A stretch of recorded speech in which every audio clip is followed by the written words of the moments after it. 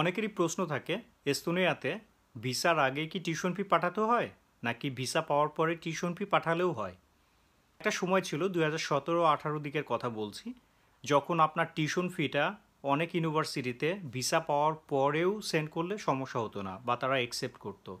But বর্তমানে বেশিরভাগ university তারা চায় যে আপনি এস্তোনিয়াতে যে কোনো একটা ইউনিভার্সিটিতে অ্যাডমিশন পাওয়ার পরেই আপনি 1 বছরের পুরো টিউশন ফিটা তাদের পাঠিয়ে দিন এবং এরপরে আপনাকে অ্যাডমিশন কনফার্ম করবে এবং যে লেটারটা ইস্যু করবে এটা নিয়ে আপনি অ্যাম্বাসি ফেস করলে তারপরে আপনি আপনার ভিসা পাবেন। তো আপনার একটা প্রশ্ন থাকতে পারে, যদি আমি ভিসা না পাই তাহলে কি হবে। ভিসা না পেলে যেটা হয়, ইউনিভার্সিটিগুলো একটা লামসাম ছোট একটা ফি কেটে রেখে প্রায় পুরো টাকাটাই স্টুডেন্টের অ্যাকাউন্টে পাঠিয়ে দেয়। কিন্তু এটাও মাথায় রাখতে হবে, টাকাটা যে অ্যাকাউন্ট থেকে এসেছে ইউনিভার্সিটি সাধারণত অ্যাকাউন্টেই পাঠায়। তো এটা যদি আপনি কোনো এজেন্টের অ্যাকাউন্ট থেকে পাঠান তাহলে তাদের অ্যাকাউন্টেই পাঠাবে। তো এই ক্ষেত্রে আমি সাজেস্ট করব আপনার স্টুডেন্ট ফাইল খুলে ডেফিনেটলি আপনাদের নিজেদের অ্যাকাউন্ট থেকেই সবসময় টিউশন ফিটা পাঠানোর চেষ্টা করবেন। এটা আপনাদের লং রানের জন্য বেশ ভালো হবে।